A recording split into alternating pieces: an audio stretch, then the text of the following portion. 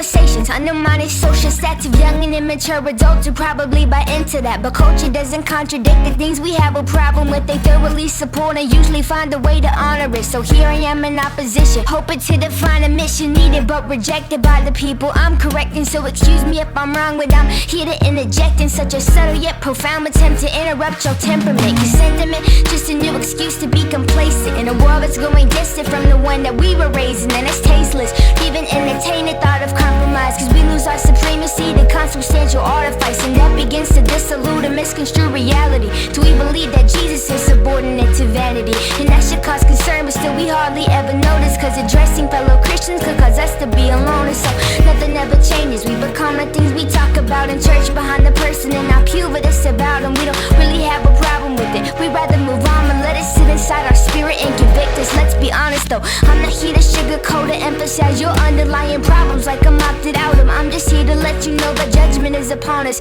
We don't have the time to promise God our actions don't reflect our hearts, like you don't see our motives. Now I don't really care about the competition. Let them listen, let them hear my vision, let them tell me what I'm missing, let them have the intuition. I mean only if it's biblical, don't claim to be prophetic if you're just trying to be lyrical. Let there be light.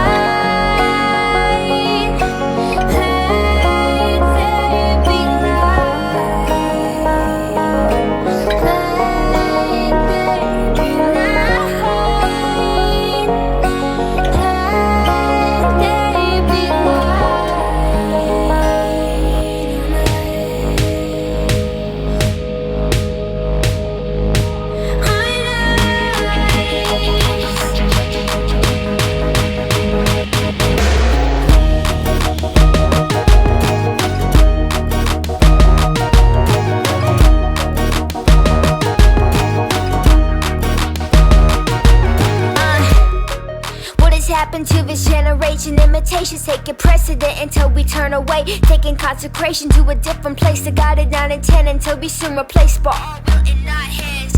Yeah, and armed by our thoughts we rationalize sin as just a means to survive. While struggling to be alive, we become what the lies have told us in desperation, trying to vacate our minds. And you who hates discipline's a fool, and who are you then? Cleverly disguised innuendos make our children think that it's okay to be rebellious, and it isn't at all. Meanwhile, the church is trying to fit in, and it's strange, isn't it, that we can justify a Christian tattoo more than fight against abortion, while there's youth group kids smoking weed before service, like the body's not a temple and that verse is not important. God created all the plants for our consumption though. Well, if he did, then why not you eat all your vegetables?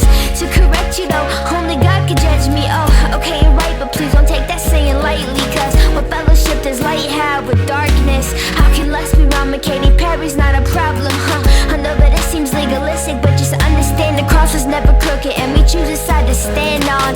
Disagree, but don't let anger have a foothold. The inconvenient truth is just the one that never gets told. And I don't wanna grow old, complacent, misdirected by wolves that are viciously disguised as our shepherds.